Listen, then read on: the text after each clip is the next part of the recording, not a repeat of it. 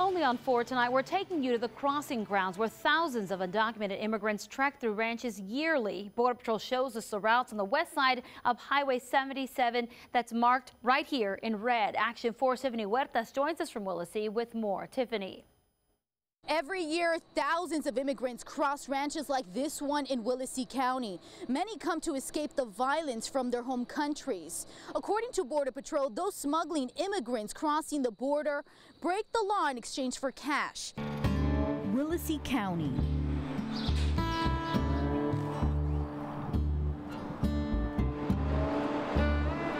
Just 30 miles north of the U.S.-Mexico border.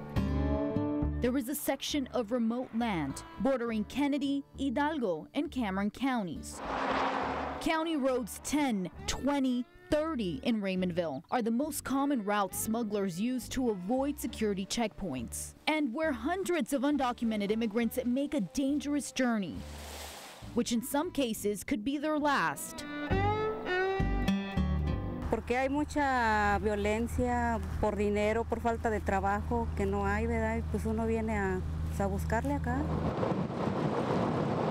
It's very vast in those areas, and if we don't, get them within enough time, they might succumb to the weather. Thomas Rudd, the patrol agent in charge, says human traffickers use westbound Highway 186 like a bus stop to drop off undocumented immigrants day and night, putting people in the most treacherous situations imaginable, making them travel on foot on miles of farmland.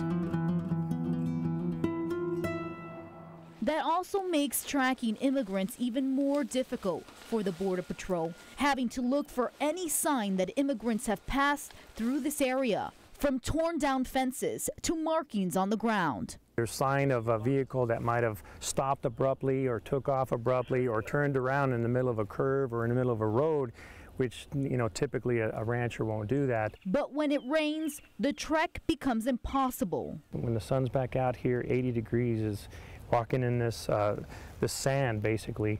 It's like walking on a beach. 80 degrees is pretty hot, and they'll succumb to the weather, twist an ankle, and then they're left behind. Tracking immigrants has become a little easier thanks to modern technology, like cameras and sensors on the ground. Recently, agents were able to identify this area off Knopf Road as one of the human smuggling drop-off points. If you take a walk with me, smugglers were able to make their way down this path, and they made a hole through the fence. Eventually, agents arrested 30 immigrants. Since that day, this road has been considered a hotspot. Agents believe this was left behind by the same people who wanted to get through. Over time, agents discovered their best weapons to curb human smuggling are actually the residents of Willacy County. They tell us some of the areas that they've experienced where traffic has been coming in, where they might interrupt the lease, the hunting, anything that might be going on, or if it's a farming area, if there's crops that's been destroyed.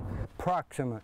Albert Tropy has been living on this property in Raymondville for more than 50 years. I didn't have this door locked then, and so whenever I'd come out here, there they were. In the mornings, he would wake up to families of undocumented immigrants who had suffered at the hands of their smugglers. Some were beaten, starved, and the women and children raped. And he would always extend a helping hand to them. A cup of coffee, something to eat, sandwich or something. He says thanks to the increased presence of the Border Patrol, he hasn't seen undocumented immigrants cross as often. Tropy says he does not regret helping them, but thinks the issue is bigger than what he's seen with his own eyes. You hate to see people that are man and wife and maybe 2 or 3 or 4 kids, or a party of 10 or 15. They have nothing to do. They're having killings all over in Mexico. I don't blame them, But somewhere it's got to stop. He agrees their journey is against the law, but at the end of the day, they are still human. If they come by, I'll always help them, The story does not end here. Tomorrow, hear the journey of one man who came from Mexico wanting a better life. But what he got in return was much more than what he expected. In Willacy County, Tiffany Huertas, Action 4 News. And Border Patrol sent us exclusive pictures showing recent activity in the Willacy County area. Just a few days ago, Border Patrol agents came up on an abandoned Pontiac that crashed into the Corbett main gate on County Road 10. The vehicle totaled, as you see. Willacy County Sheriff's Department responded to the accident, took possession of the car. Agents followed the foot signs near the vehicle and apprehended 13 people in the brush. We're told all of them are illegally present in the U.S. They were offered medical attention, to which they all denied. The driver of the Pontiac that is, has not been located.